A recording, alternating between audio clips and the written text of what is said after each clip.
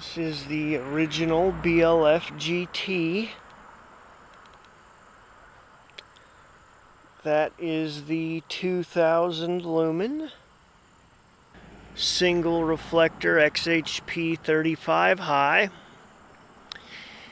There's my truck there, and we'll shine up on the hill a little above. Now the GT94.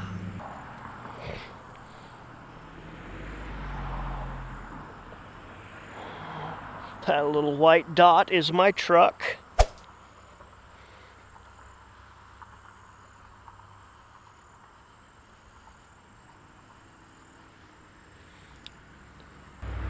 Just all the way to the edge back there. I mean, nothing could hide back there. Not a person, not a deer, nothing.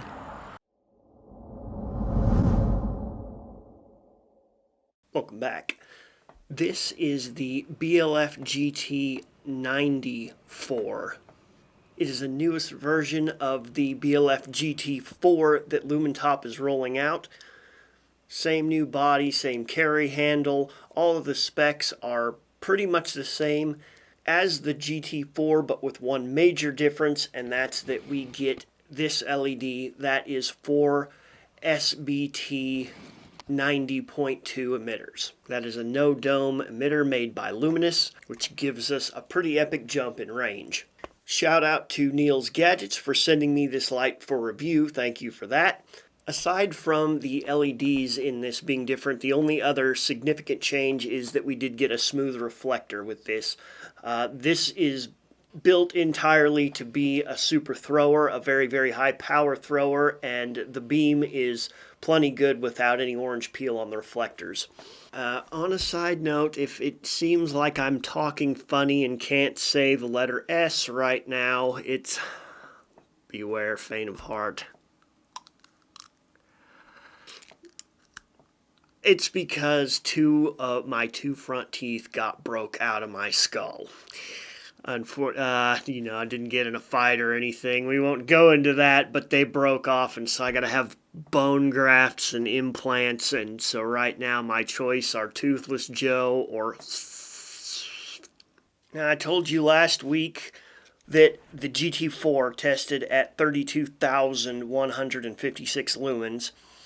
The GT94 SBT 90.2 version tested at 20,574 lumens at 30 seconds.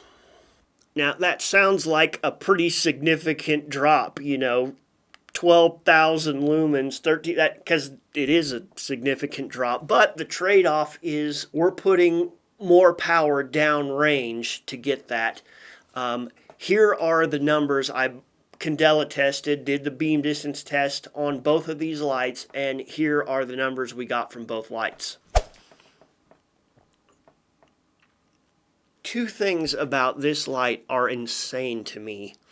Number one, we're getting 9 times the power of the original BLFGT. 9 times the output. Okay, and even though we're now dividing that head into 4 reflectors, we're still beating the range of the original with the one giant reflector. The packing. Much better this time. I don't think that Lumintop ever intended to send them in the carry bags. I didn't realize that was a separate purchase and that they just sent mine that way, that Neil sent mine that way because that's what he had or whatever. All of the lights are shipping in the correct BLFGT box, the good sturdy box with all the foam in it. The handle is just loose in there, and they did pack it in bubble wrap. So my light arrived undamaged. To be honest, I still think that this handle needs to be in more bubble wrap than this because there's still some edges on it that could easily gouge something in there. And I'm not trying to criticize, but this is a $400 light unless you use the coupon code in the description. Even with the $110 off coupon, you know, this light needs to arrive in absolutely pristine condition, and people shouldn't have to worry about whether or not it's going to. So far, everyone I've seen report, except one person in the thread at BLF, has said good to go. Their light came okay. This new one of mine came okay, no damage. A few people had mentioned that they're having trouble loading the battery carrier, and so I'm just going to show you how I do it. Here's how I load the carrier. These are Sony VTC 6 button top. You must have button top 18650s. I sell these in my shop if you need them. Step 1. On this carrier, you loosen this end. Okay. The next thing I think that you should do is with these little rubber things, they help the cell to stick in there, basically. I think the best thing to do is slide a pair of them up to the top. That way you got 2 on the bottom and 2 on the top, and you can only slide 2 of them because the others are there to hold this middle piece up, okay? Next, orientation for the battery. If you look here, the springs are battery negative, and buttons go to buttons. The button top of the cell will contact the buttons right there. Starting right here, put your first 2 cells in, negative toward the spring, negative toward the spring, and then just keep going. These cells on the bottom are facing upward, so your next 2 are going to face the same way. Then we've got springs down here, button up here, just like that, and then flip the whole thing over. The next set, the spring is on the top, so we'll put negative that way, and we just keep going. Negative will go right there, and we're going to finish up same way. So these 2 cells and these 2 cells run the same direction, and then on the other side these 2 run upward. Now you want to start tightening this up, and you'll see it's going to close the gap at the top a little bit. Starting to get smaller, smaller, smaller. Now that's kind of tight, but that's not enough. You need to do this. You need to take it and push down. Take and just slide the cells down, or do that, and then you'll be able to tighten a lot more. Do that a couple of times. You want to check in between and make sure that all of the cells are snapped in correctly. They're not sitting out to where the button is on that rim. And this is a tight package when you get it done. If you really need to do this, make sure that those are down all the way and this is tight as all the way, because if you don't, you'll either put this in and you'll have no connection at all, or worse, you'll have 2 of these cells. You'll have 1 set connecting and 1 set not. And I had that happen once. It drained 1 set of the cells and didn't touch the other. So you need to make sure you do that. Okay, this is the original BLFGT. Large reflector, XHP 35 high intensity, 2000 lumen. We're going to focus on way out, like right there, those buildings that are way out there. So original GT, now the GT94. That is no joke. Look how tight the beam is, how it's still just whoosh, lasery in the sky. But look at the building. I'll pull away for a minute so you can really see when I come down on it. That is just incredible. Over here, all of those towers.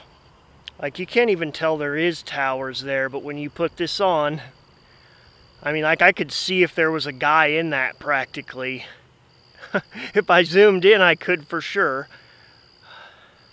It's really humid tonight, and that doesn't help at all, but I mean, I still just look. Towers. No towers. Towers. Let's compare to the light from last week. Well, last bunch of weeks. I know. Most recent video, the GT4. This will be our quad XHP 70. Booyah.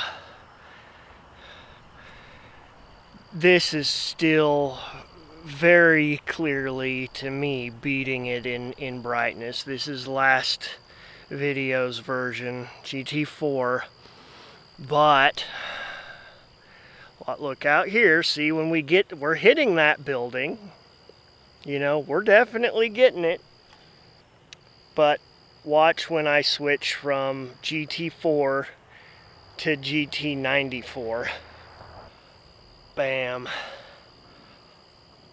Oh, I hope that the camera is showing this the way that you see it in real life.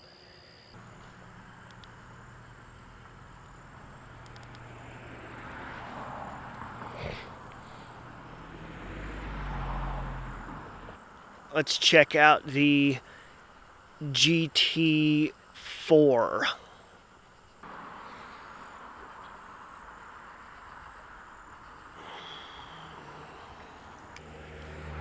I don't think that this shot really does the GT94 justice, because even though from where I'm standing to the edge of those trees is 2.5 football fields long, it makes the GT4, the XHP 70 version, look like it's beating it or doing just as well. But the truth is, the GT4 is such a good thrower, it hasn't started to fall off yet at that distance. But the 94 still has a whole lot more range to go. I just don't have a spot long enough to really show it. In this shot, the reason it looks like the light is wobbling around, up, down, up, down, up, down, like that, is because I took off running. I'm running this entire distance, and I'm not fast, but I am trying to make it as short a trip as possible so that you would have some concept of how far that really is. I guess what it comes down to for these two lights is, do you want a really good throw with absolute max brightness, or do you want a really bright light with absolute maximum range? As always, guys, links for purchase are in the description. Thank you so much for watching. Good lucks. Well, that was a long way.